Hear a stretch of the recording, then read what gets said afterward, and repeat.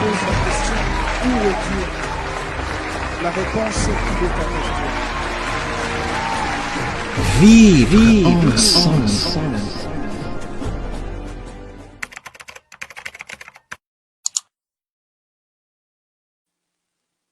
Voilà et voilà. Très chers membres de cette très grande communauté congolaise de partout dans le monde, bonjour, bonsoir, bon après-midi, ça dépend bien sûr de l'heure à laquelle vous allez nous suivre. Nous, c'est John Matanda Chipama. Nous sommes encore une fois venus aujourd'hui, il est le jeudi 21 novembre 2024. Après un long moment, c'est la première fois que la neige est tombée pour cette année, bien sûr, parce que nous sommes déjà dans l'hiver. Aujourd'hui, c'est le premier jour de neige pour ceux qui sont à Illinois central. Vous avez vu que la neige, d'ailleurs, continue à tomber dehors. Il va commencer à faire très froid. Nous vous avions déjà donné quelques conseils de comment vous pouvez vous comporter pendant ce moment. Voilà, nous ne serons pas seuls aujourd'hui. Nous serons avec notre papa. Vous savez, ça devient l'habitude ces derniers temps de continuer de l'avoir avec nous, malgré ses multiples occupations. Nous avons encore une fois le privilège de l'avoir parmi nous, ce papa, l'apôtre, le prophète, le docteur Audrey Johan Malanda. C'est avec lui que nous allons parler ce soir d'un sujet compliqué, d'un sujet qui va peut-être vous demander à vous de poser des questions. Nous poserons toutes les questions. Nous sommes dans le combat spirituel et nous aurons des sujets comme ça ces derniers temps. Parce que les gens disent, dans l'Église, il y a la sorcellerie. Or, dans l'Église, il y a les prophètes, dans l'Église, il y a les pasteurs, dans l'Église, il y a les serviteurs, dans l'Église, il y a les intercesseurs. Comment les sorciers peuvent venir là où il y a le feu? Est-ce que c'est parce qu'il n'y a pas, il y a plus de puissance dans l'Église, ou c'est parce que même les sorciers s'infiltrent sans qu'ils ne soient vus, ils portent des antiballes spirituelles ou quoi? C'est avec Papa Audrey, comme je disais, que nous serons en direct ce soir. Laissez-nous d'abord commencer par notre formule de dire merci à Dieu qui a permis à ce que nous et vous, nous puissions être connectés. Merci à vous, bien sûr, qui êtes connectés. Merci aussi à vous qui serez connectés, vous partagez nos directs. Nous vous sommes infiniment reconnaissants. Le prophète qui est connecté, prophète Jean-Marie Kanganga, vous nous suivez depuis Galesbourg, nous vous disons infiniment merci. Le prophète Grady Manguidi, vous nous suivez depuis le Congo, papa prophète Michael Toto, vous êtes d'ailleurs connecté maintenant, nous vous disons merci. Prophète Babawangu Israël Chitoko, nous vous disons merci. Prophète Patrick Kiato, vous nous suivez depuis l'Afrique du Sud, ainsi que maman, prophétesse, maman Yvette, nous vous disons infiniment merci pour tout. Voilà, nous sommes en train d'introduire comme ça pour partager, c'est ce que nous sommes en train de faire actuellement. Nous partageons ces directs, nous vous prions de faire la même chose que nous pour que nous puissions atteindre le plus grand nombre de personnes que possible. Un sujet très sensible, un sujet qui peut peut-être vous donner des pistes de regarder les gens autrement, un sujet un peu compliqué si nous pouvons le dire comme ça. Je nous prie d'être connectés. Vous poserez aussi vos questions dans les commentaires. Aujourd'hui, je n'ai pas mon ordinateur à côté pour que vous puissiez appeler par le Messenger, mais j'aurai mon ordinateur, je pourrai l'avoir demain, vendredi. Comme ça, vous pourriez l'appeler. Et puis, je crois que d'ici là, nous aurons un numéro ouvert qui vous permettra de nous appeler par WhatsApp ou par l'appel normal. Je crois que d'ici la semaine prochaine, ou soit très bientôt là, nous aurons ces numéros-là qui peuvent permettre à ce que vous puissiez nous appeler. Voilà, donc je suis en train de partager ces directs. Je nous prie aussi de faire la même chose pour que nous puissions atteindre le plus grand nombre de personnes que possible. Je ne partagerai pas dans beaucoup de groupes, il me reste que quelques 2-3 groupes. Et alors, nous serons ensemble. Voilà. Je crois que nous allons d'abord nous arrêter ici. Et le reste, nous ferons après juste le temps que nous puissions appeler notre papa qui doit être sûrement connecté aussi. Voilà. Nous allons appeler papa Audrey, à qui nous disons bonjour papa. Bonjour, Papa John, bonjour la grande communauté congolaise. J'aime comment on s'appelle en anglais, la communauté d'Illinois. Très bien. Merci à tous les hommes de Dieu, les prophètes, apôtres, docteurs, pasteurs, évangélistes connectés. Et vous tous qui êtes serviteurs et servantes, nous disons shalom. Nous vous disons aussi shalom, papa. Nous vous prions de recommander ces moments entre les mains de Dieu pour que nous puissions bien commencer notre direct. Nous allons prier le Seigneur. Éternel notre Dieu, notre Père, notre provision, notre source, toi qui es dans les cieux, qui vis en nous par ton esprit. Merci pour la grâce que tu nous accordes d'être en communion, ensemble avec les anges de Dieu.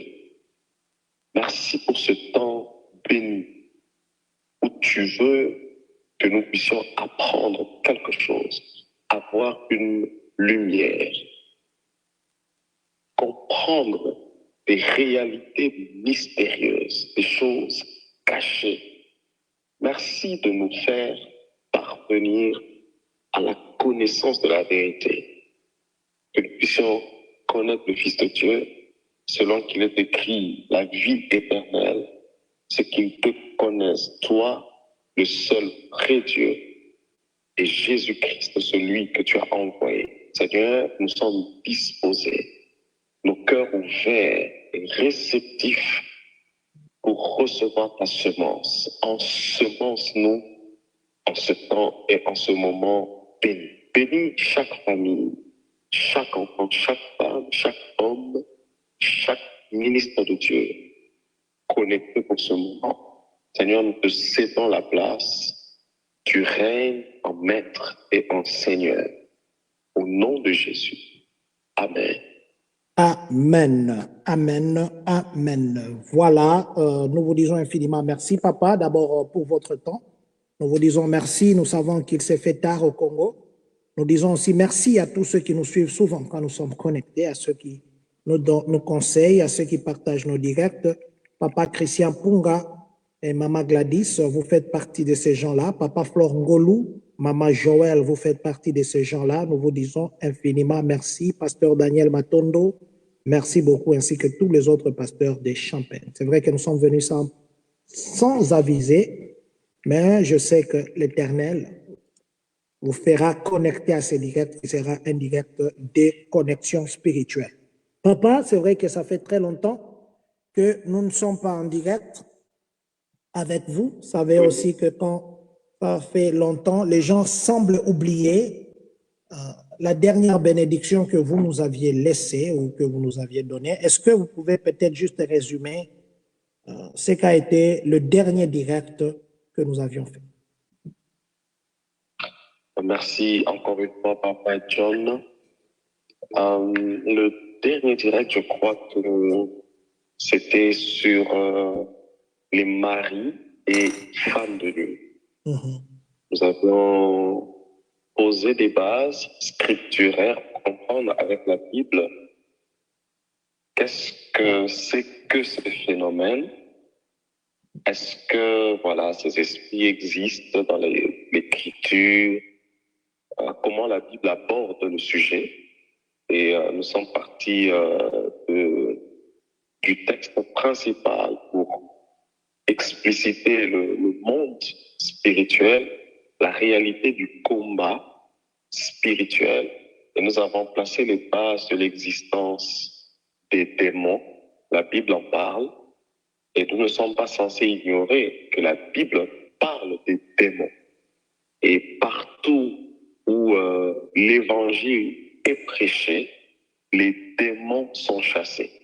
Quelle que soit leur nature, quel que soit leur rang, quel que soit leur nom opératoire, s'ils s'appellent du nom des démons, nous avons autorité en Christ, lorsque nous faisons avancer le royaume, de les expulser des corps, des familles, et des systèmes.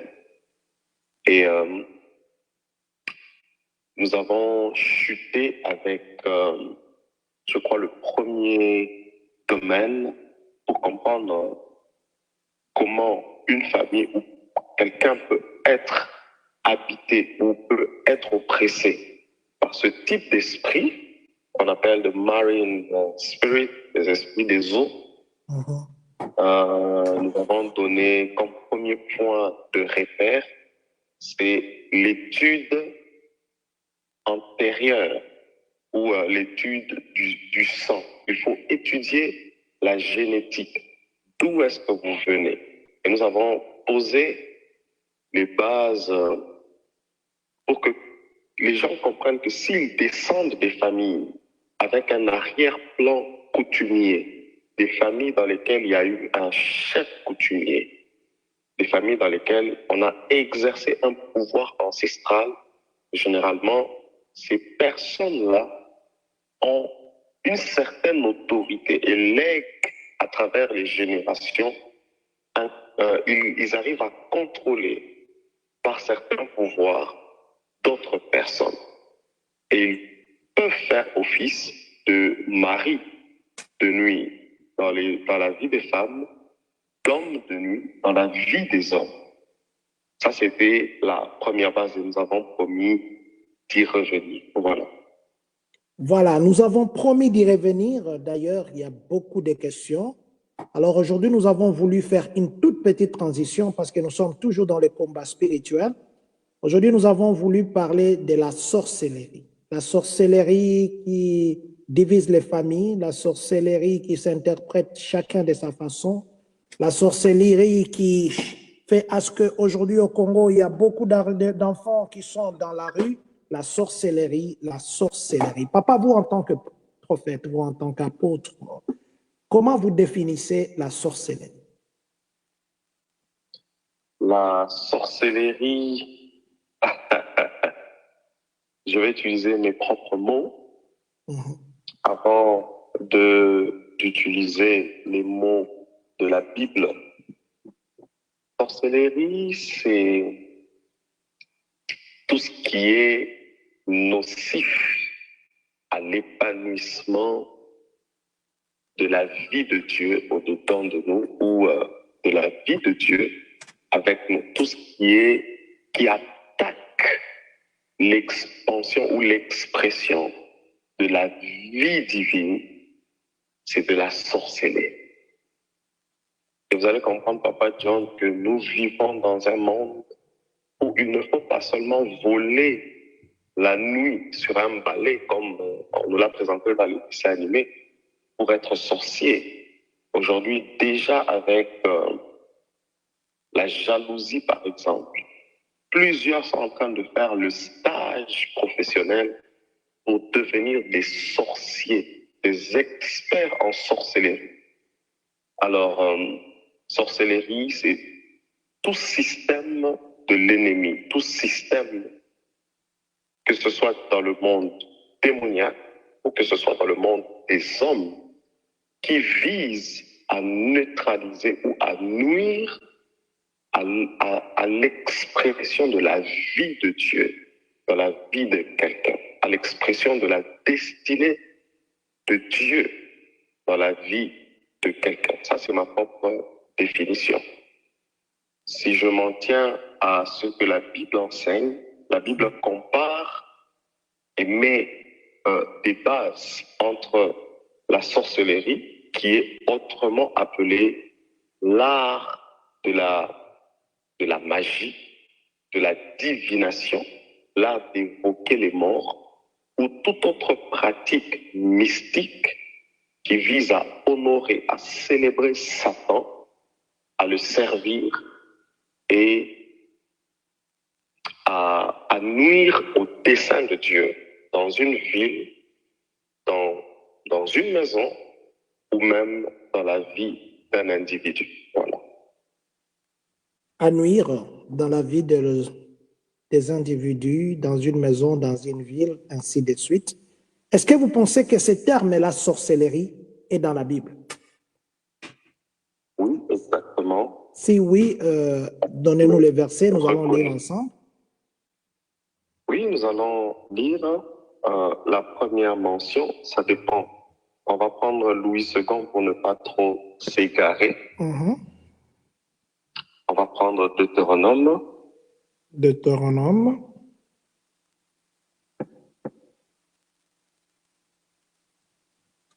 On prend le chapitre 18. 18. On peut lire à partir du verset 9 pour être contextuel. Voilà, nous sommes dans Deutéronome 18. Nous commençons à partir du 9e verset. Nous allons descendre. La Bible nous dit ceci. Lorsque tu seras entré dans le pays que l'Éternel, ton Dieu, te donne, tu n'apprendras point à imiter les abominations de ces nations-là. Qu'on ne trouve chez toi personne qui fasse passer son fils ou sa fille par le feu, personne qui exerce le métier de divin, d'astrologue, d'augure, des magiciens, d'enchanteurs, personne qui consulte ceux qui évoquent des esprits ou disent la bonne aventure, personne qui interroge le mort. Je continue? C'est ça. Non, ça va déjà. Alors, on a là, comme je l'ai dit en définissant, sorcellerie égale magie, égale faire des enchantements, égale évoquer les esprits, même évoquer les esprits de mort, dire des bonnes aventures. Et ça, c'est plus fréquent avec les États-Unis. Aux États-Unis, vous avez des pratiques occultes, par exemple, qu'on appelle le Ouija. Je ne sais pas si vous avez déjà entendu parler de ça. Non, non, jamais.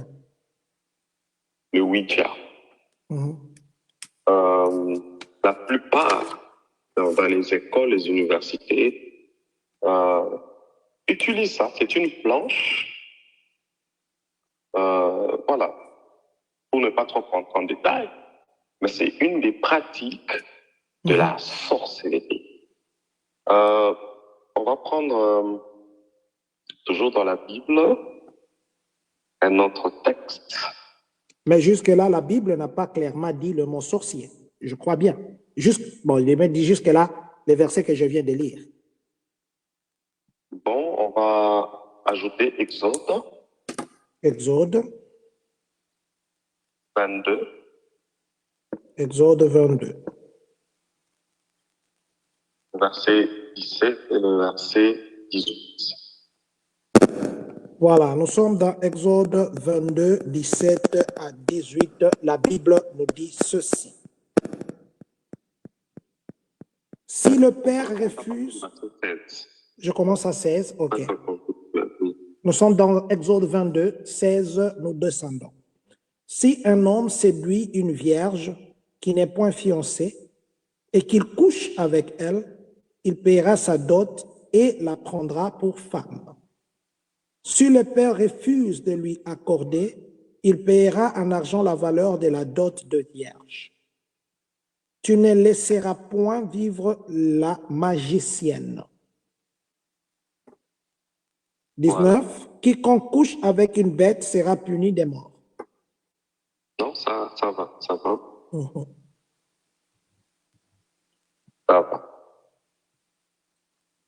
Alors, pour ceux qui cherchent clairement le mot sorcier, sorcière, il faut lire le même texte dans une autre version.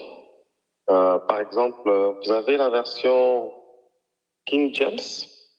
Non, j'ai la version Taube, j'ai la version Les Semeurs, j'ai la version, la traduction du Monde Nouveau. King James, j'ai pas, j'ai la version Louis II. Je peux chercher ici, je peux écrire version King James.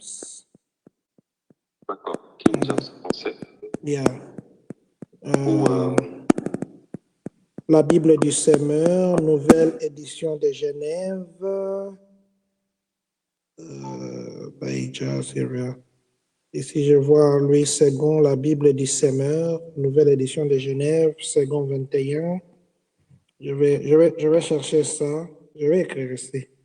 Version King James, hein? Oui. King James. King James en français, le verset 18. Deutéronome. Non, Exode 22, 18. Ah, Exode 22. Attendez. Je suis en train de chercher ici. Exode 22.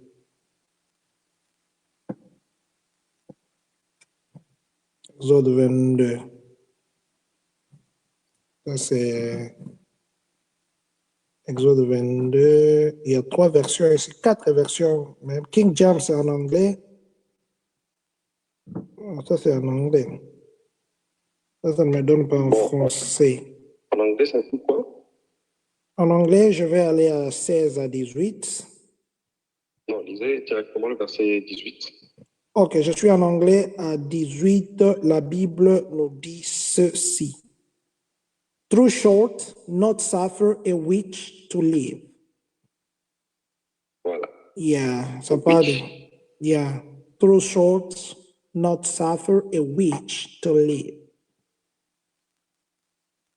Et si vous interprétez pour le monde francophone, ça dit quoi? Le sorcier.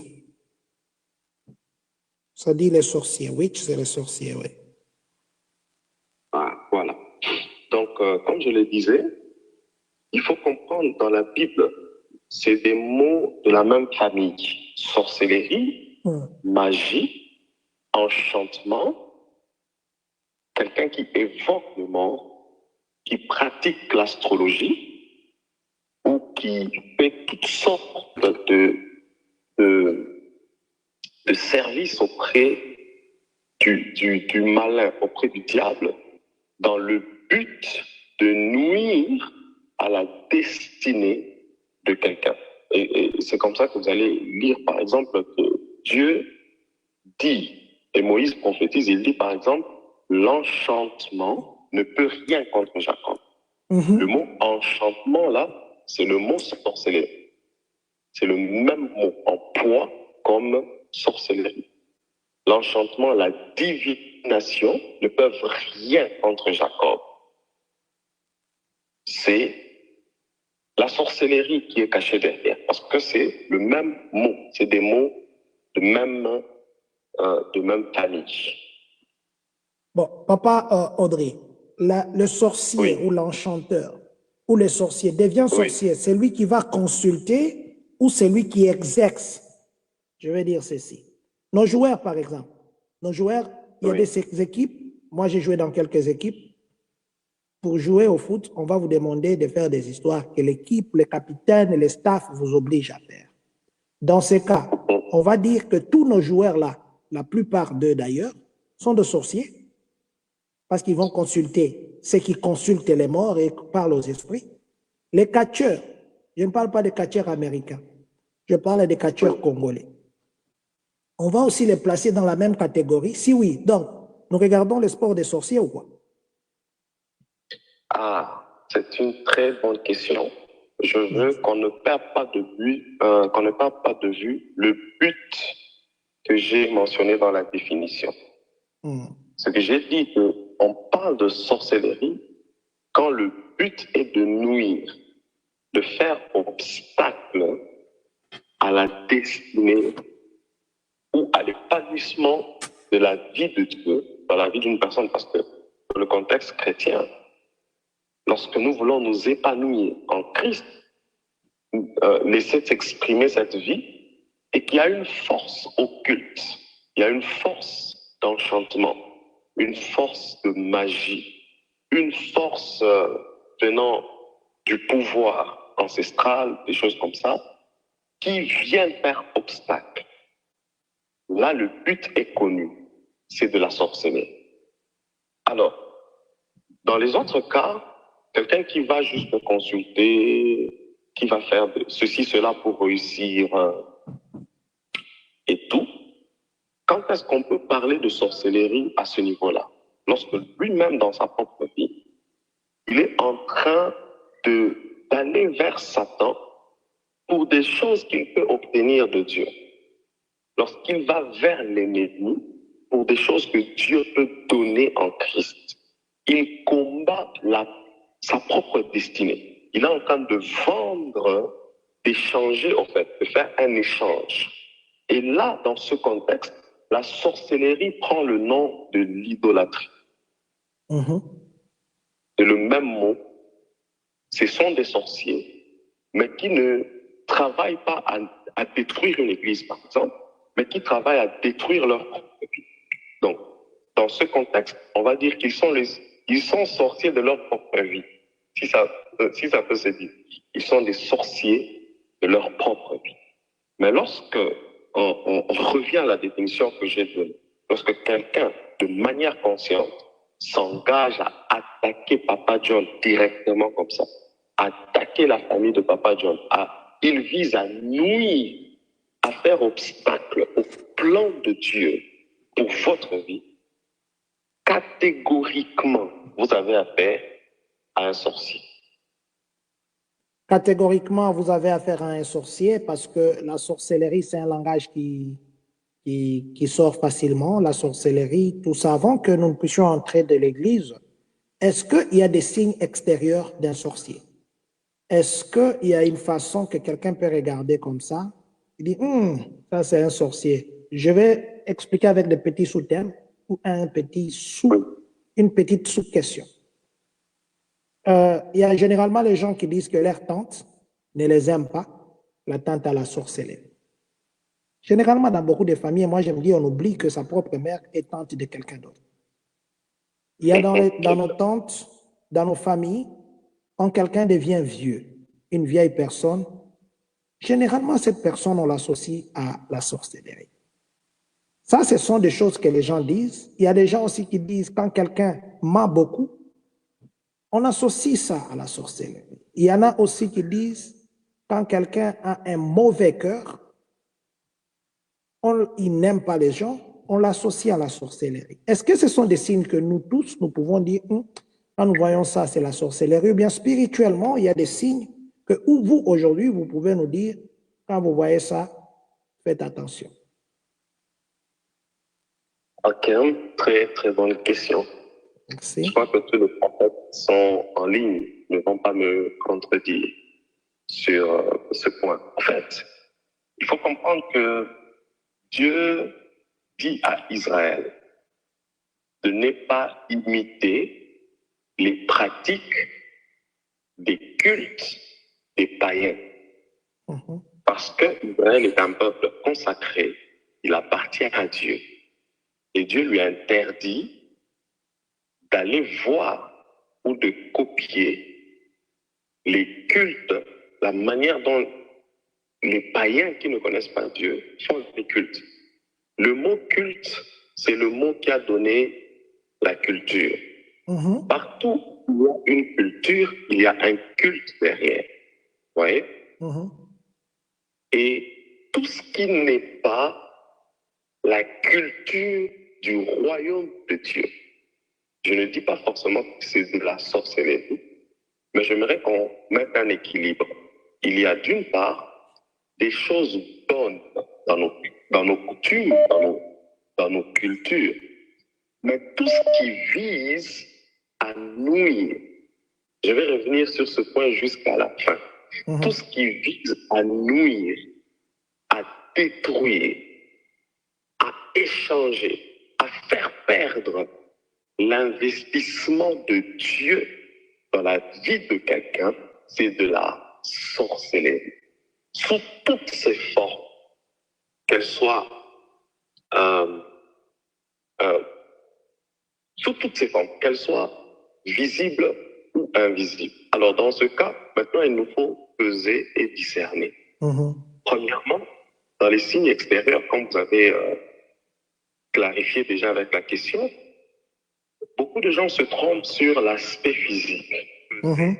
Aujourd'hui, les grands sorciers sont beaux d'apparence, sont très belles d'apparence, On ne peut même pas soupçonner que Yes. ces gens-là sont dans la sorcellerie. Mhm. Alors, attacher la sorcellerie à l'âge de quelqu'un parce qu'elle a vieilli, elle a grandi, ah bon, ça c'est purement africain. Yes. Ça n'a rien à voir avec la réalité. C'est purement africain. Rien à voir avec la réalité. Mais au contraire, avec la vieillesse, avec les cheveux blancs, l'Africain considère plus le côté sage de la personne que le côté sorcellérique. Alors, on en vient à dire qu'une telle personne est sorcière en observant ses œuvres ou en étant inspiré, en ayant une révélation sur les ténèbres qui a accompagné ses œuvres pendant longtemps sur une famille ou sur une cité. Ça, c'est de un. De deux, il y a, Papa John, qu'on ne se voile pas, Mhm. beaucoup de familles souffrent à cause du manque de discernement. Mhm. Et ça, c'est la première prière que je fais pour toute personne qui est connectée. Que le Seigneur nous donne le don de discernement des esprits. Amen. J'ai ainsi prié au nom de Au Jésus. nom de Jésus. C'est important d'avoir une telle dispensation de l'esprit. Parce que le monde spirituel n'est pas comme beaucoup l'imaginent. Un enfant dans votre maison, il est mignon, il est beau, Donc, quand vous le regardez comme ça, vous avez envie seulement de le porter, d'aller avec lui partout, de le promener au parc. Mais l'enfant a des tendances destructeurs. Mhm. Il a des tendances de diviser les gens, des tendances de mensonge. Quand il va chez papa, il accuse maman. Quand il va chez maman, il accuse papa. Quand il est avec les parents, il accuse ses autres frères. La sémence de la sorcellerie agit dans la vie de cet enfant-là. Mhm. Parce que vous ne pouvez pas prendre plaisir à jouer le rôle de Satan dans une famille. Satan, il est l'accusateur. Et sa nature se reflète par le fait que les gens sur la terre, ici au Congo, on appelle ça les Congosa. Mhm. Congosa, donc, on se met ensemble, on commence à critiquer quelqu'un, donc, on commence à parler en mal de quelqu'un. Et il y a des gens comme ça, il y a des mamans comme ça, qui ne tiennent pas tout le temps dans leur bouche, c'est toujours les noms des autres. Yeah. Et vous allez voir ça surtout dans les cours communes. Il y a toujours une sorcière quelque part qui ne fait que parler des autres, qui ne fait que accuser et mentir. Le but, c'est quoi? C'est de susciter des conflits, des querelles, des divisions. Proverbe 16 est en train de dire il y a 6 choses que l'Éternel a en horreur. 6 choses que l'Éternel n'aime pas, par-dessus tout. Et parmi ces 6 choses, il y a la langue menteuse. Il n'aime pas, il déteste la langue menteuse. Alors, Papa John, si on remarque extérieurement quelqu'un qui a l'art de mentir, disons-nous la vérité. Prions pour lui. La sorcellerie agit dans la vie de cette personne. S'il ne l'est pas directement, c'est qu'il en est oppressé au quotidien. Voilà. S'il n'en l'est pas directement, c'est qu'il l'est inconsciemment, nous allons ajouter comme ça, parce que papa l'a dit prophétiquement, nous le disons comme ça, là, cru. Aujourd'hui à l'église, il y a de ces églises où les gens se réveillent le matin comme ça, on trouve les sangs. Il y a même des églises où ça s'est passé plus d'une fois. Les gens viennent le matin, ils trouvent que les sorciers, où on a fait des opérations, on a tué quelqu'un sur l'altar, qu'on appelle chair, et on a laissé des morceaux de sang, où il y a des morceaux d'humain là-bas. Je m'excuse de dire comme ça, ce sont des trucs qui font mal. Il y a des églises où vous dites, les bandoki là, qu'on dit ils sont là à côté.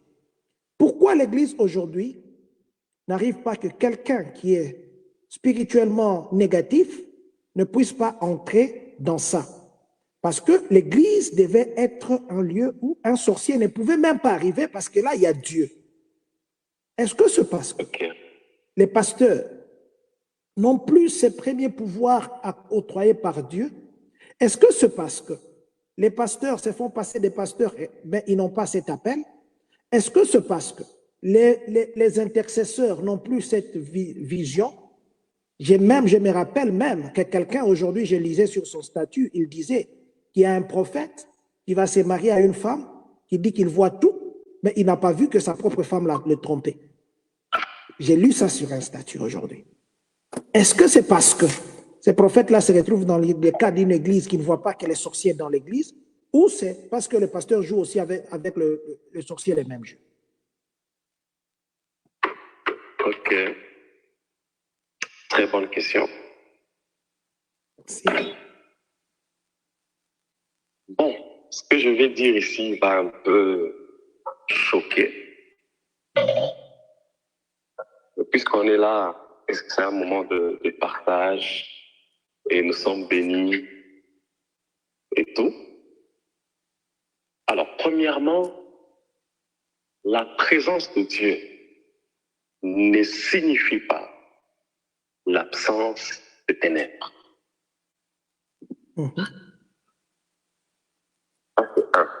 Croire que là où il y a Dieu, Satan ne peut pas être là, c'est vraiment de la religion. Ce n'est pas de la spiritualité. De la religion, c'est penser religieusement. Ce n'est pas être spirituel. Yes. Deuxièmement, la parabole du blé et de l'ivraie enseigne que le bien et le mal peuvent cohabiter. Que quelqu'un peut être puissamment loin et vivre avec un sorcier à côté. C'est ce que cette parabole nous enseigne. Yeah. Troisièmement, le fait que les sorciers sont dans les églises et qu'il y a tout ce qui se passe et tout ne veut pas dire aussi que les pasteurs qui sont à la tête de ces églises-là n'ont pas le feu ou ne sont pas puissants. Ils sont puissants, ces pasteurs. Ils sont, ils sont de Dieu. Mais le principe est celui. Nous sommes dans le monde. Et le monde est un champ. Dans ce champ, il y a la semence de Dieu. Et puis l'ennemi, le mercenaire, est venu semer l'ivraie. Dieu, dans sa sagesse, a dit, laissez croître l'un comme l'autre. Donc, tant que nous serons en train de servir Dieu, nous serons en train de croître pour Dieu et de voir en parallèle l'ennemi et tout ce qu'il y a comme adepte croître également. Vous ne pouvez pas commencer une œuvre et ne pas confronter, peut-être même au quotidien, la sorcellerie, parce qu'on en parlera. La sorcellerie, quand je parle de nuire à la destinée, ici, même la notion de l'évangile, il y a une sorcellerie ecclésiastique qui combat la doctrine. Vous trouvez des églises où on prêche des choses. Et si Papa John me le permet, je peux le dire. Je vous permets, papa. Oh, mais c'est un partage, papa. Voilà. Voilà. Un pasteur envoûté par son collaborateur. Si un pasteur est envoûté par son collaborateur, ce pasteur-là doit demander au collège des anciens de le suspendre. Il a besoin d'être en retraite et de beaucoup prier. Oui. Parce que, vous savez, quand vous êtes leader, c'est vous qui connaissez Judas avant que Judas ne vous haïsse. Yes. Le fait de subir une trahison sans l'avoir vue d'avance marque et montre un problème dans le chef de votre leadership. Et tout leader a les yeux ouverts sur ses collaborateurs. Il sait que Pierre est attaqué. Il sait que Judas me trahira. Je parle des leaders spirituels. Yes. Oui. Mais aussi également, il faut être prudent pour détecter à temps l'influence de la sorcellerie. Parce que lorsqu'elle commence, il y a des signes avant-coureurs. J'en ai parlé avant. J'ai parlé par exemple des divisions. Dieu est pour les séparations. Dieu n'est pas pour les divisions. Yes. Il y a une dimension dans la sagesse de Dieu qui vient diviser les gens. On en parlera prochainement. Mais déjà de base, quand vous ne vivez que des divisions, c'est répétitif. La manière dont vous vous séparez avec les gens, c'est pas à la manière chrétienne. Donc, c'est des séparations qui révèlent le côté païen qui dort en vous. Au point où vous vous bagarrez, vous vous insultez, vous échangez des paroles. Il y a l'œuvre de la sorcellerie là. OK. Et à l'église, c'est fréquent. La jalousie dans le chef des serviteurs de Dieu. Le mensonge, le vol. Quand vous mettez quelqu'un qui commence à voler dans la caisse, la sorcellerie agit dans l'église. Tout ce qui vise à refroidir le feu de la communion fraternelle, c'est de la sorcellerie. Tout ce qui vise à étouffer l'atmosphère fraternelle. On a la communauté des Congolais, Champagne, en Illinois, comme vous l'appelez. Donc, un Congolais n'aime pas son frère congolais, mais tous sont à Champagne et pris dans une même église. Ils ne se parlent pas. On a dans la chorale une sœur qui ne parle pas avec sa sœur. Pourquoi? Parce que l'autre sœur chante bien et l'autre, elle dégame et on lui fait la remarque. Elle trouve qu'on est en train de la combattre et elle commence à jalouser la fille qui chante bien. La sorcellerie est en train d'agir là. Vous voyez, Papa John? Oui, papa. Donc, avant qu'on entre vraiment dans les détails, là, parce que tous les autres là, la viande, le sang, c'est des petits problèmes. Le diable est puissant, non pas par des grandes actions. La force du diable est dans la ruse. La force de l'ennemi est dans la ruse. L'ennemi est rusé. C'est même pour ça que l'Écriture dit, prenons les armes de Dieu pour tenir ferme dans les ruses du diable, contre les ruses du diable. C'est les ruses qui sont les gros problèmes des églises. C'est parce que l'Église ne peut pas découvrir à temps quelles sont les ruses qu'on a mis en place. Et elle voit les actions après. Le sang, c'est une conséquence. Quelqu'un qui meurt à la chair, c'est une conséquence.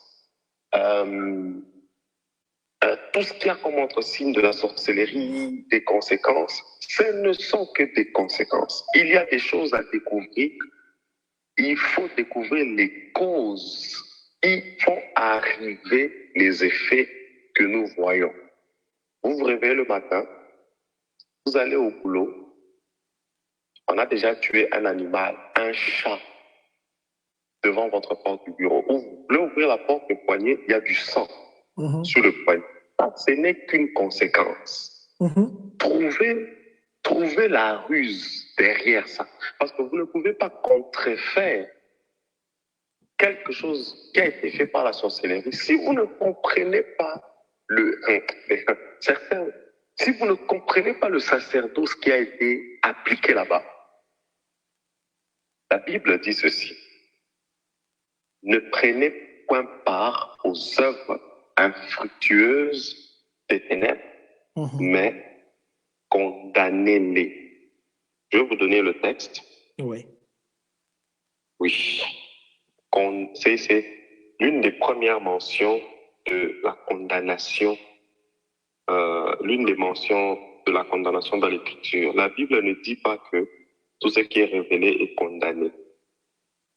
Mais ça C'est dit- pas biblique. Mhm. Éphésiens 5, 11 dit ceci, et ne prenez point part aux œuvres infructueuses des ténèbres, mais plutôt condamnez-le. Éphésiens Voilà. 5, 11, ouais. Voilà. Condamner, c'est quoi? C'est faire qui condamne dans un tribunal? C'est les juges.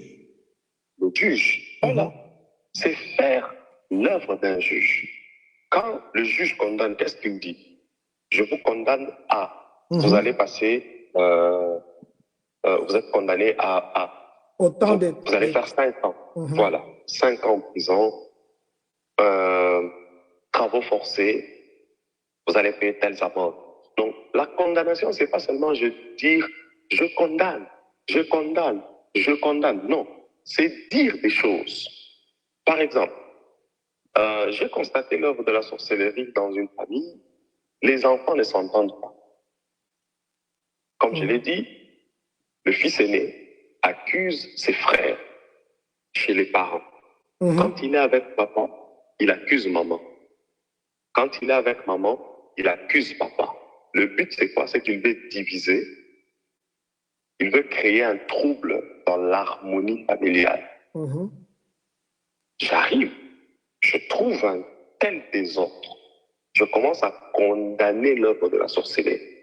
Je dis, ici, le pouvoir de la sorcellerie est tenu en échec. C'est une condamnation. Yes. Je condamne à l'échec toute puissance de sorcellerie.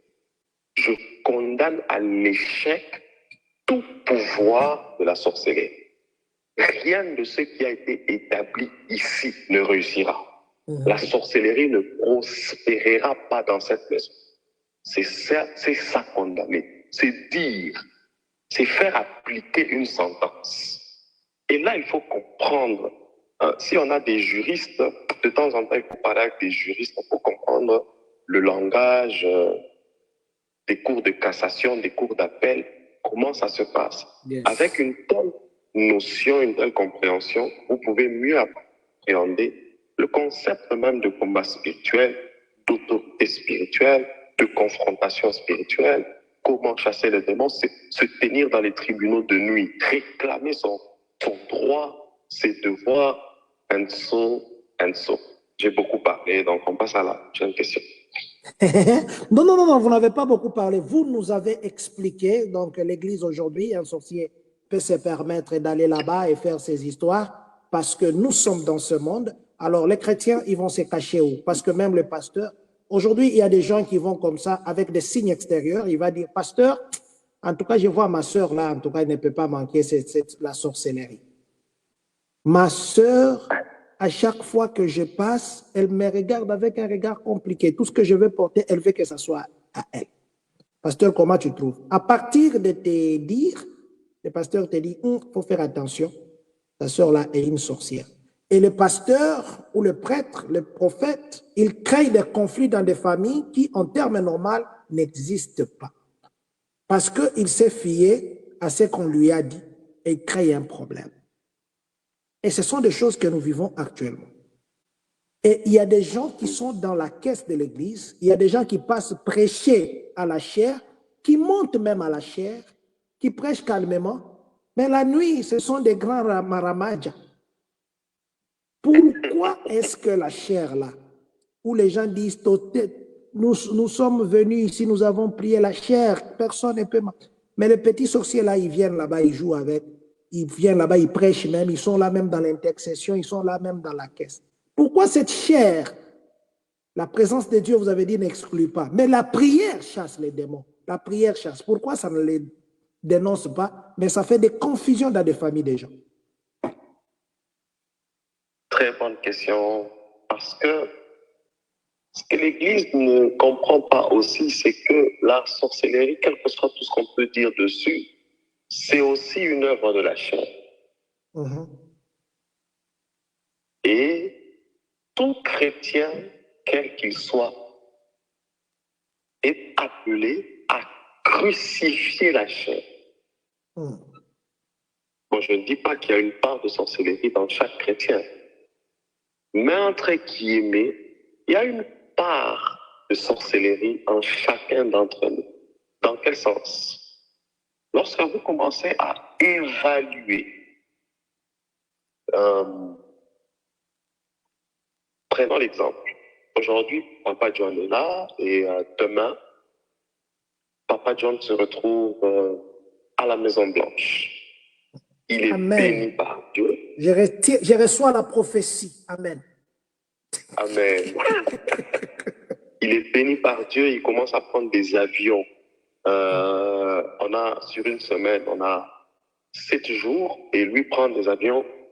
Sur les 7 jours, il prend des avions, voilà, 3 fois par jour. Donc, une telle bénédiction qui lui donne des accès partout, partout. Et moi, j'ai vécu avec Papa John. Papa John, on a été avec lui à l'intercession. Papa John, on a prêché avec lui dans les rues, on a fait l'évangélisation. Mais la manière dont Dieu l'a béni, ça crée en moi de la jalousie. Je suis chrétien, enfant de Dieu. J'ai le Saint-Esprit. Mais la jalousie en moi révèle mon côté charnel. Et ce côté charnel, en fait, qui se révèle par la jalousie, c'est de la sorcellerie. Ah bon? C'est de la sorcellerie. Parce qu'à long terme, je vais chercher à vous détruire. C'est comme ça que vous voyez, au milieu des enfants de Dieu, on s'empoisonne. On peut mettre le poison gratuitement. On accepte et quelqu'un va être fier, il sera content parce que j'ai stoppé. Ah, si j'avais pas empoisonné ce fer-là, aujourd'hui, il serait devenu orgueilleux. Non, non, non, non, non. C'est pas l'orgueil qui est le problème. Le problème, c'est la sorcellerie dans le cœur. Comment vous êtes arrivé à jalouser votre enfant? Comment vous êtes arrivé à concevoir un plan pour le faire mourir? Vous voyez? Donc, ce qui fait qu'aujourd'hui, quelle que soit votre spiritualité, vous avez une lutte quotidienne avec votre chair. Et cela, même à la chair, même dans votre service. Chaque jour, vous luttez à crucifier ce qui est charnel. Et à un moment, ça échappe. Mais le Seigneur est bon. Il nous récupère. Nous arrivons à nous repentir et à demander sa grâce, sa miséricorde. Parce qu'on en a besoin. Sinon, le monde tel qu'il est va prendre feu. On a des jaloux, des aigris, des personnes qui ne veulent pas nous voir nous épanouir. Il ne faut pas qu'on blague avec ça. On doit être aux aguets, on doit veiller sur nous-mêmes. C'est même pour ça que dans l'Écriture, il y a une insistance par rapport à la prière. Prier, c'est une chose, mais veiller est une autre chose. Veiller et prier. Ça, c'est bien. Il faut avoir les deux pieds. Et pour finir ici, il y a quelque chose, Papa John, que nous devons maîtriser. Oui. C'est quoi? C'est que pourquoi un pasteur serait mangé, entre guillemets, par un sorcier? C'est une question. Oui. On a des pasteurs comme ça, quelqu'un qui est mort à la chair parce qu'on lui a... Le langage qu'on utilise, c'est quoi? C'est qu'on lui a envoyé des flèches. Voilà. Donc, tellement les flèches étaient nombreuses qu'il n'a pas supporté.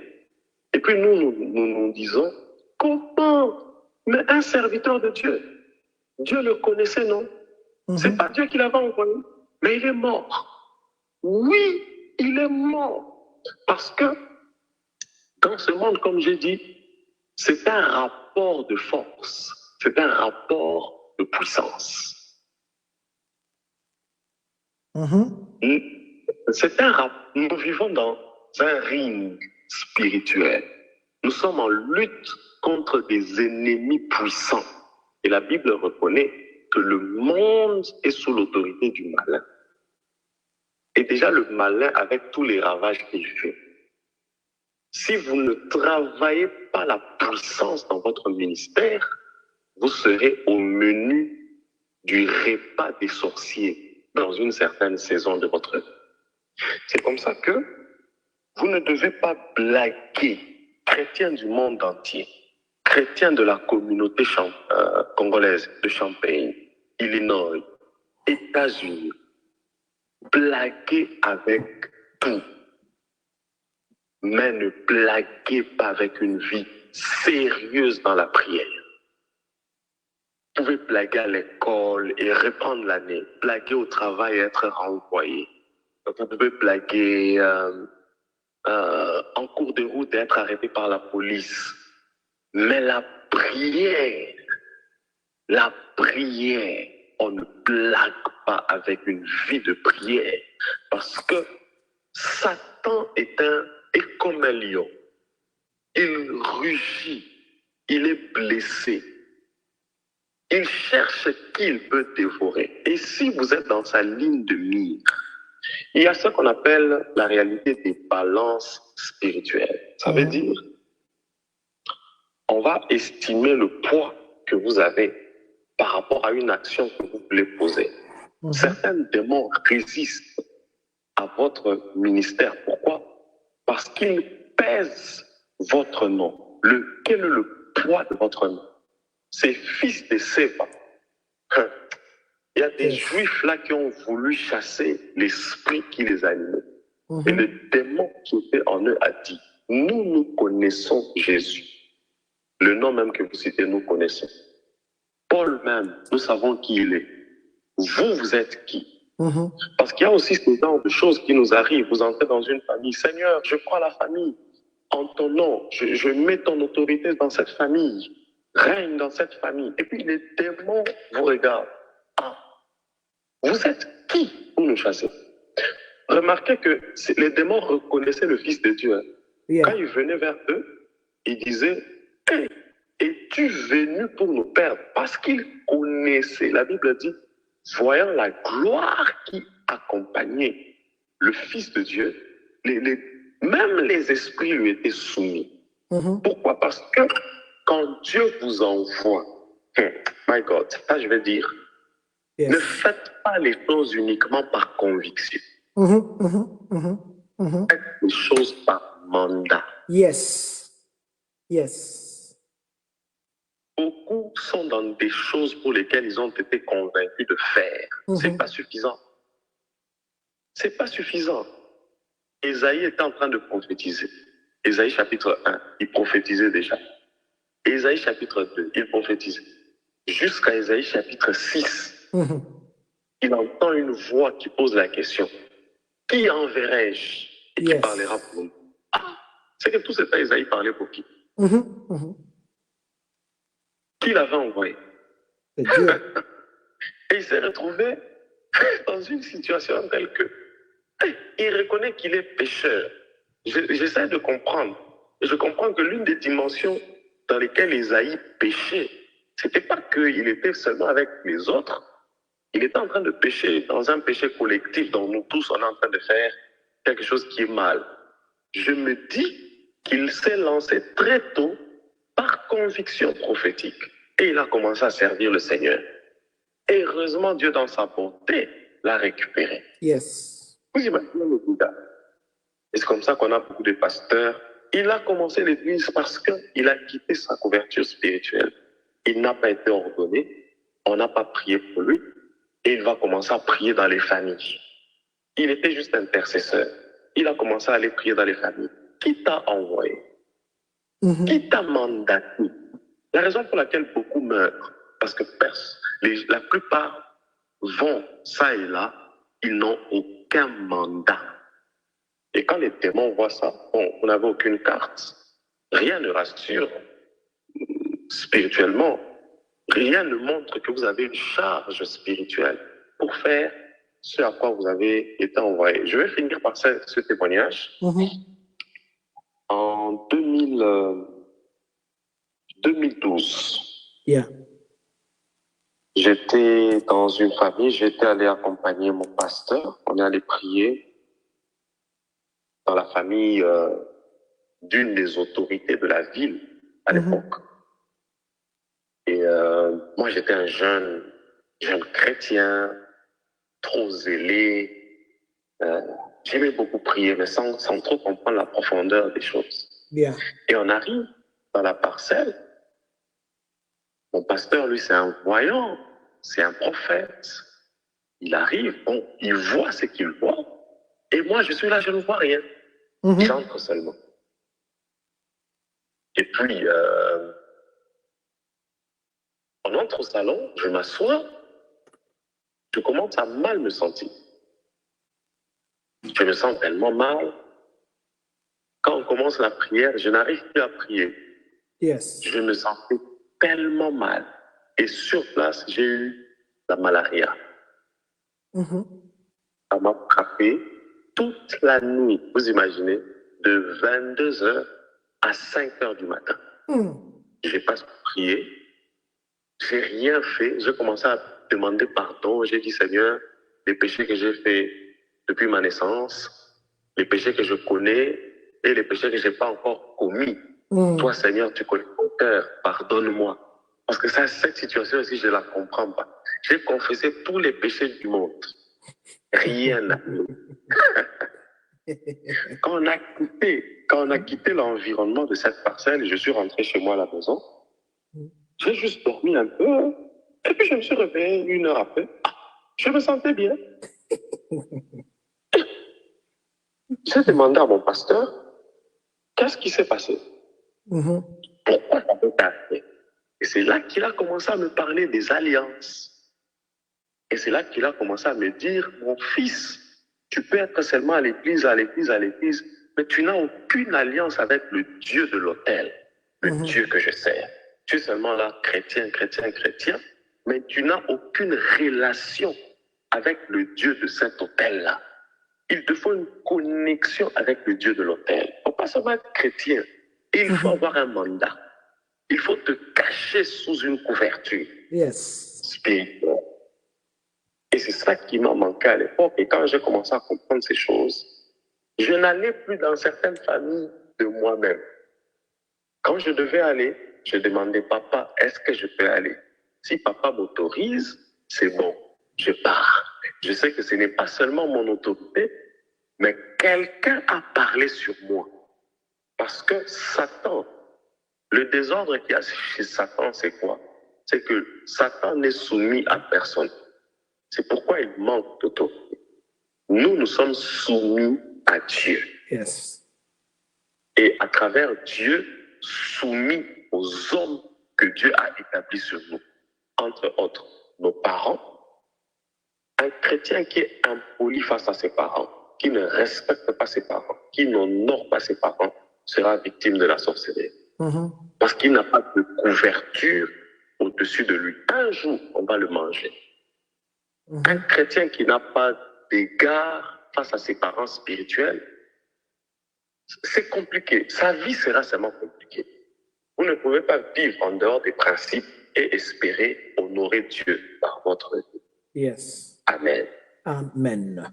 Vous ne pouvez pas vivre au-delà des principes et honorer Dieu dans votre... C'était très profond, ce que vous nous avez expliqué. Bien qu'il y ait encore beaucoup de questions, je crois qu'on va continuer encore avec ce sujet prochainement. Ce n'est pas demain ou après-demain, selon que papa aura le temps. Samedi, c'est déjà exclu. Je crois que demain peut-être, si papa a le temps. Aujourd'hui, dans les églises, nous voyons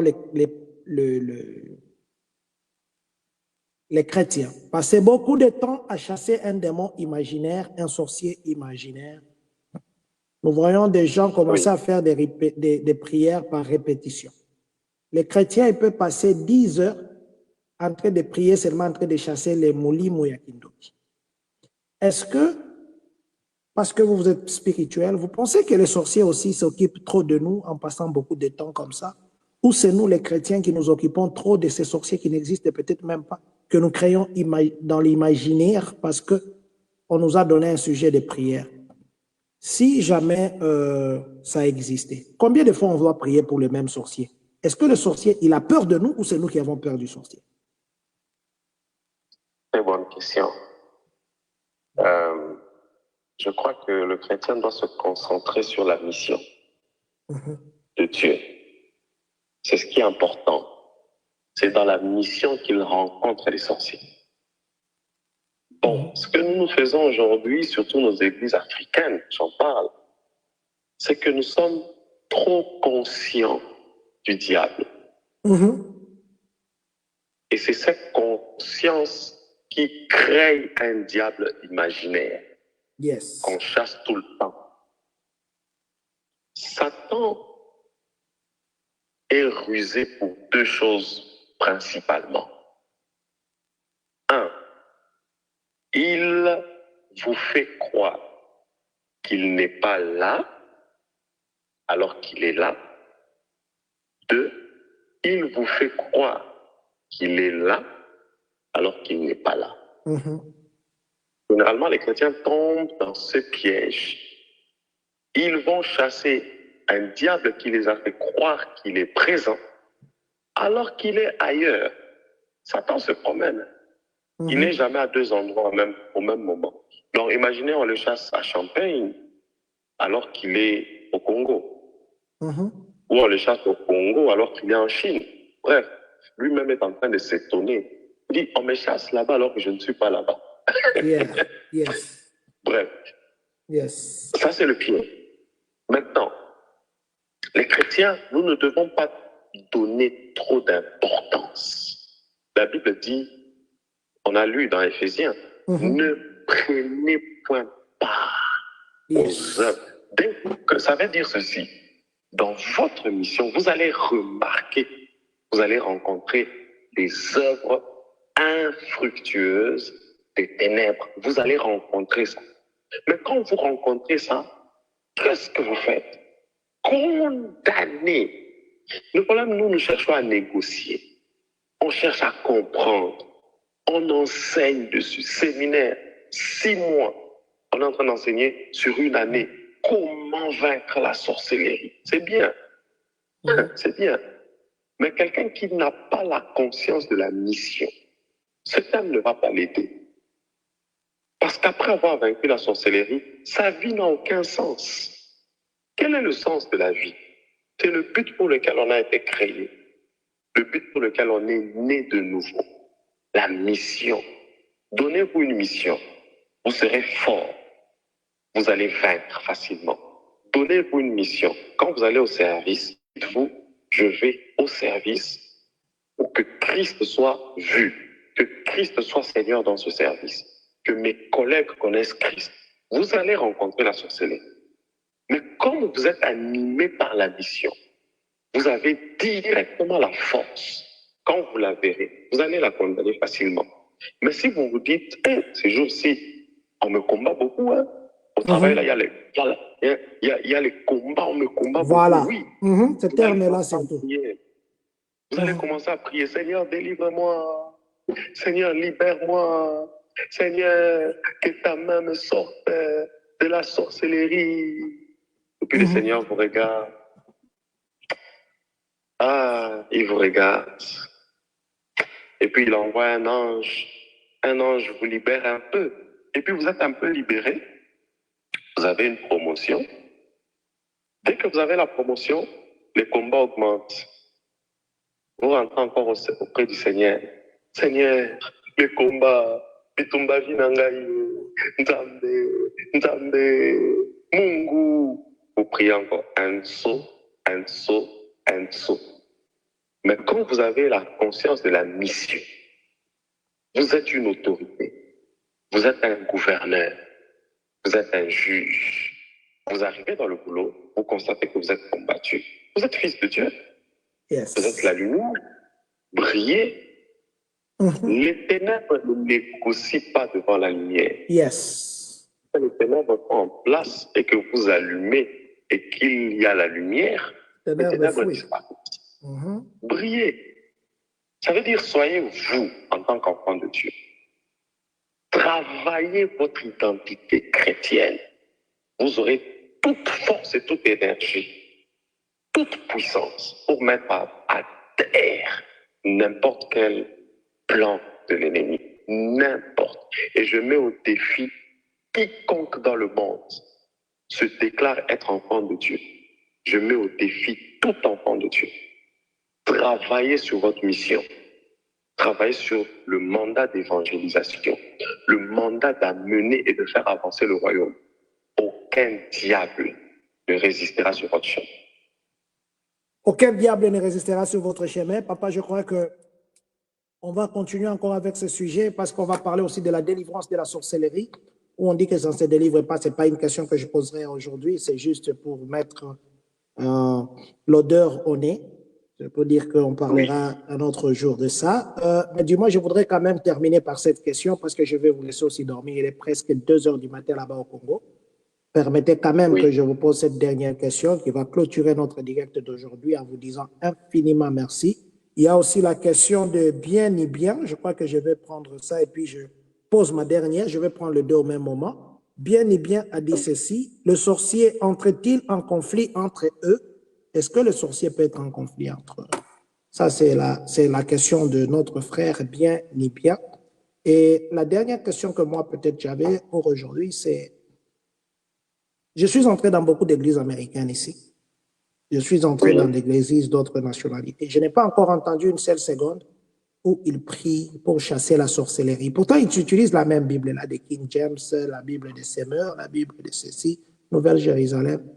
Pourquoi la prière de la sorcellerie, ça ne se fait qu'à l'africaine? Il y a des contrées. J'ai été en Inde, j'ai été à New Delhi.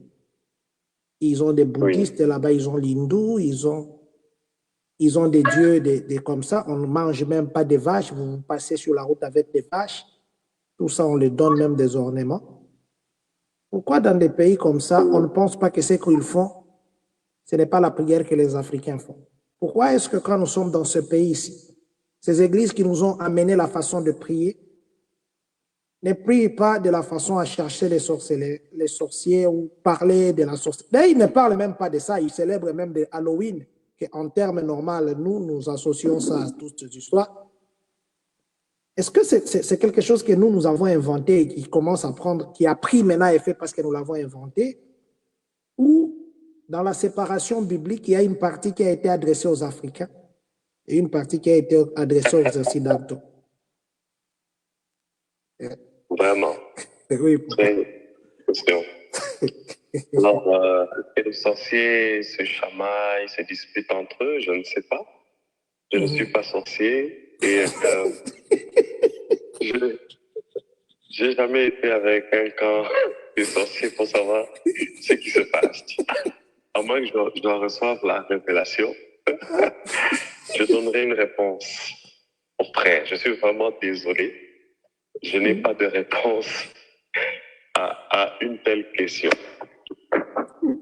Alors, je m'occupe plus de ce qui est céleste, divin. Je n'ai pas trop le temps de questionner, d'essayer de trop savoir, en fait, par la sorcellerie. Est-ce que vous vous chamaillez aussi, vous vous disputez?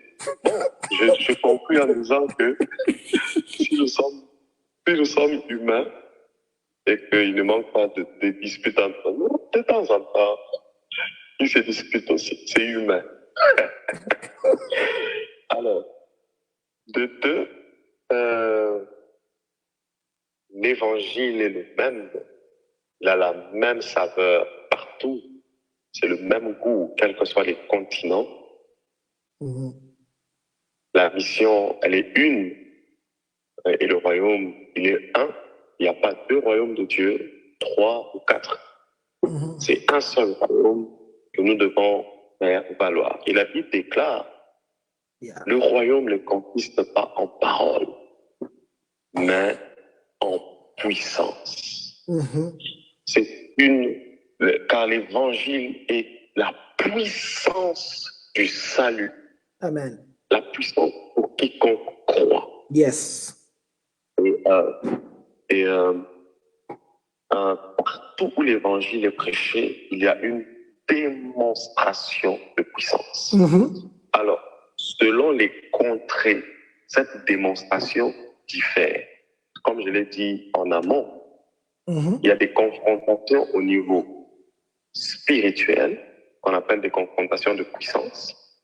Il y a des confrontations au niveau de l'âme, qu'on appelle des confrontations de vérité.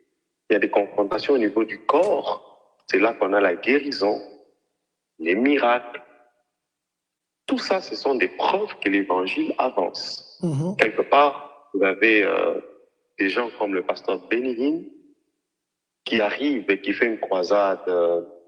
D'ailleurs, je vais vous faire rire. Mhm. On raconte que le pasteur Bénin avait je ne sais pas si c'est l'un de ses enfants ou quelqu'un qui était proche de lui, mais qui était paralysé. Mhm. Ouais. Et le pasteur Bénin, il est connu pour faire, Dieu l'utilise dans beaucoup de miracles. Ouais.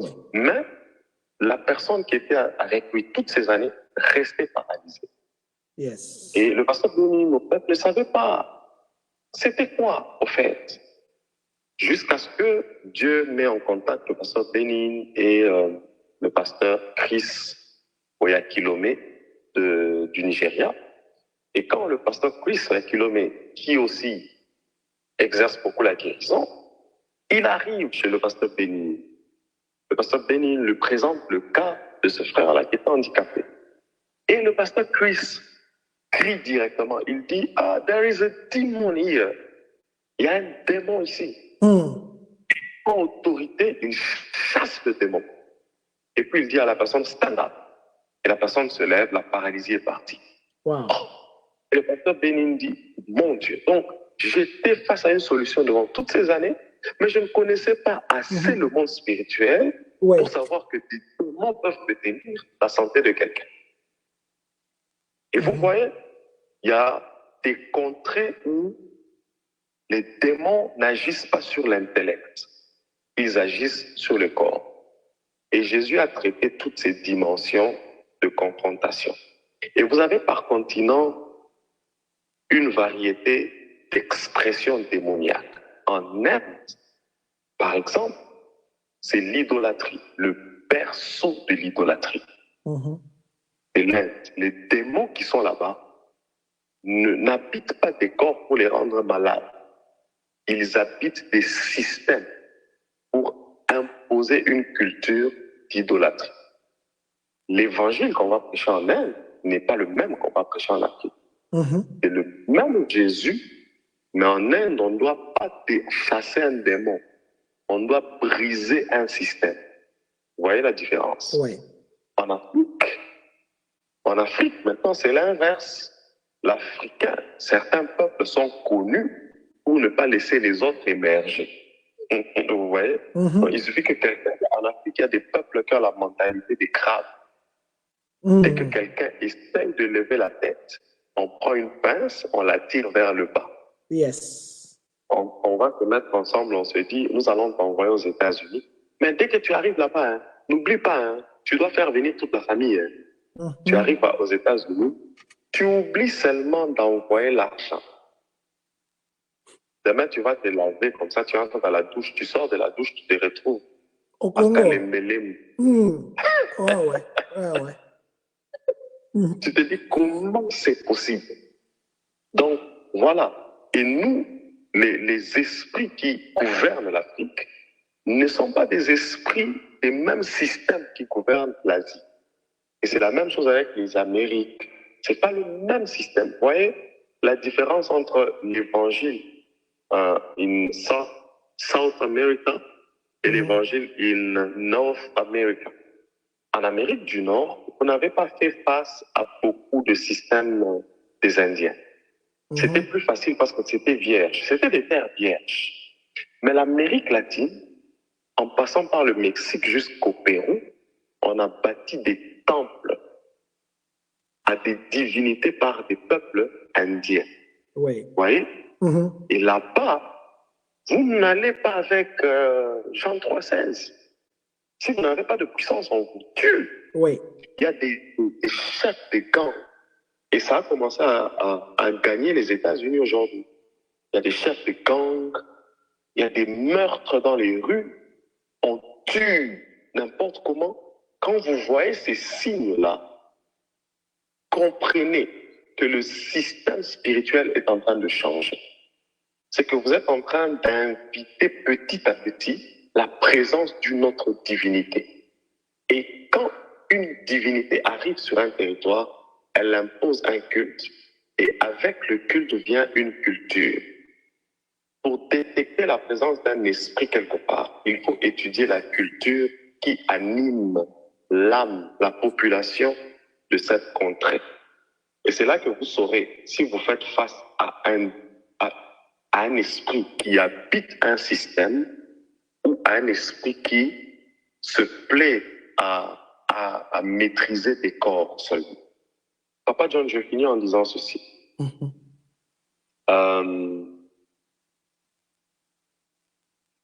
On peut comprendre le concept Satan par ces trois principes. Le premier principe de Satan, c'est le principe spirituel. C'est que Satan est un esprit, c'est un esprit à part entière, un ange de Dieu ou un séraphin, comme vous voulez, c'est un esprit. Il opère dans le monde spirituel et voilà, c'est un esprit. Yes. Le deuxième principe, c'est le principe humain. Satan, c'est aussi un homme qui se lève en adversaire contre soit Dieu ou contre son frère.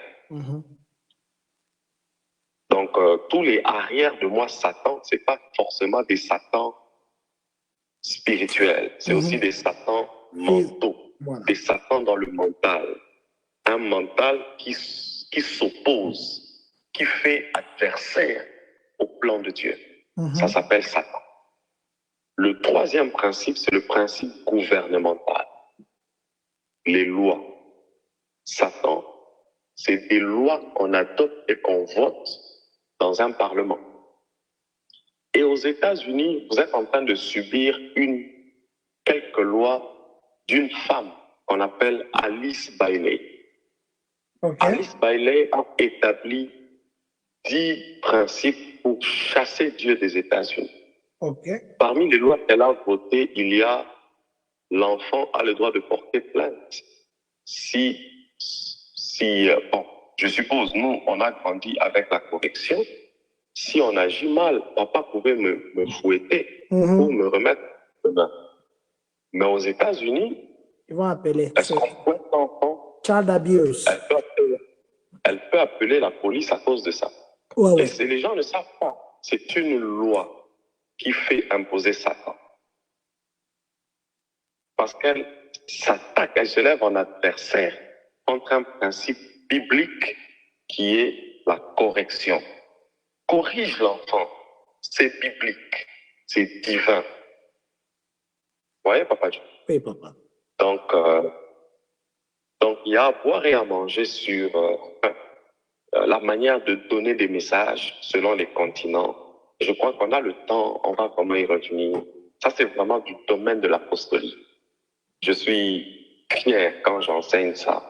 Voilà. Comment évangéliser les cultures, les peuples, selon leur culture, leur rite. Quand vous arrivez aux États-Unis, quel est le message qu'il faut donner en Europe, en Asie et tout? C'est vraiment l'apostolique. Que Dieu vous bénisse. Amen, papa. Que Dieu vous bénisse aussi. Nous, aujourd'hui, on est vraiment dans un vin froid, ici à Champaign, Central Illinois. Aujourd'hui, il fait froid. Et je crois que c'est pourquoi il n'y a pas beaucoup de gens en ligne, mais je sais que les gens reviendront après pour poser des questions que nous garderons pour vous poser. Papa, nous vous disons infiniment merci.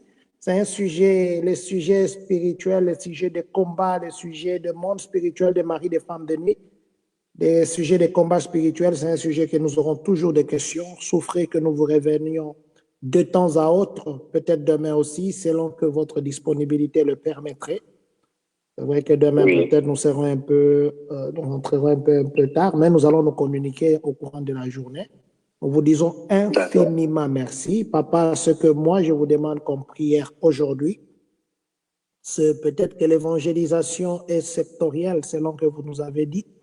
La façon que vous évangéliserez ici, ce sera différent de la façon que vous évangéliserez en Inde, par exemple.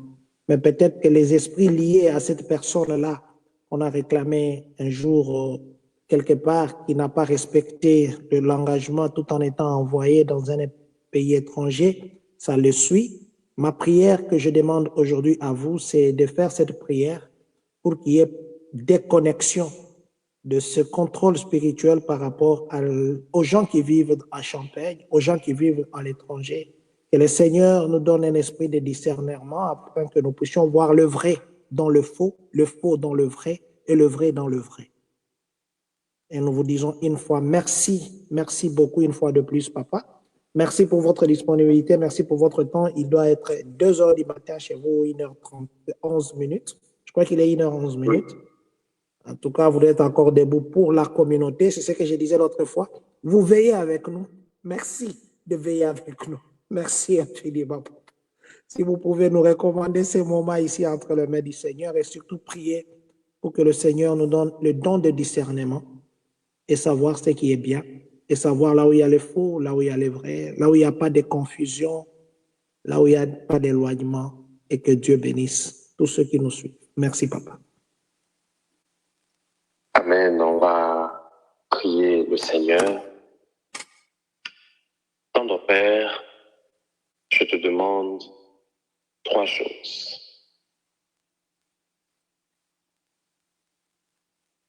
Je te demande 3 choses. Premièrement, c'est que tu répandes sur ton Église, sur chaque chrétien dans le monde entier, particulièrement pour la communauté congolaise de Champagne.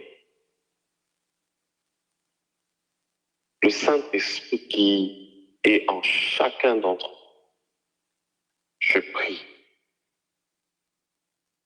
que le don de discernement des esprits soit manifesté. Amen. La deuxième des choses, je te demande, Seigneur, tu as paru pour détruire les œuvres du diable. Et tu as paru, tu n'as pas disparu. Tu as paru, tu n'as pas disparu. Yes. Les œuvres du diable sont continuellement en train d'être détruites. Yes. Il demande une déconnexion totale. Quels que soient les liens par lesquels certaines personnes étaient liées, attachées à des hôtels, à des réclamations, à des entités spirituelles, par le nom de Jésus. Au nom de Jésus. Ton nom est une tour forte. Il est écrit, celui qui s'y réfugie trouve un abri. Seigneur, déconnecte-nous de toutes ces réalités dans lesquelles nous ne maîtrisons pas les enjeux. Yes. Résultats spirituels. Nous voulons vivre libre comme l'Évangile nous l'enseigne. Amen. Accepter cette liberté et marcher dans cette voie. Père, la troisième des choses, je te demande que tu ouvres le ciel sur tes enfants et que tu les bénisses et que tu bénisses l'œuvre de leur. Que tu bénisses chacun d'entre eux par la puissance du Saint-Esprit. Des nouvelles connexions, des yeux spirituels, que les yeux de leur cœur sont ouverts, qu'ils marchent en nouveauté de vie, qu'ils comprennent qui ils sont, qu'ils maîtrisent les ABC de la nouvelle naissance, qu'ils prennent conscience de l'autorité spirituelle qui est en jeu présentement, de l'investissement de ton onction sur chacune de leurs vies. Père, tu marches avec chacun d'entre nous. Et nous te cédons la nuit, la soirée, ces périodes où il neige de l'autre côté. Tu sécurises et tu protèges. Tes anges sont libérés. Amen. En protecteur sur tes enfants. Yes. Merci de nous faire du bien. Précieux Saint-Esprit, au nom de Jésus. Amen. Amen. Merci infiniment, mon papa. Merci beaucoup. Je ne sais pas si on donnera rendez-vous demain ou pas, mais du moins, ça sera au courant de la journée. Je vais vous recontacter. Nous vous disons merci beaucoup, papa, et à demain. Merci. Merci à vous. Voilà. Merci à vous qui étiez connectés. Merci à vous qui êtes restés avec nous malgré le froid. Merci à vous qui nous suivrez en Afrique, en Europe, en Asie, en Océanie. Demain, peut-être qu'on nous suivra dans la planète Lune. Merci à vous tous qui êtes toujours connectés. Nous nous donnons rendez-vous demain avec le prophète, pasteur, docteur, apôtre Audrey. À demain. La communauté congolaise de Champaign County. Attention, pourquoi tu aimes seulement que les gens t'acclament? Pour ceux qui se posent la question, où est Dieu? La réponse est qu'il est avec Dieu. Vive ensemble.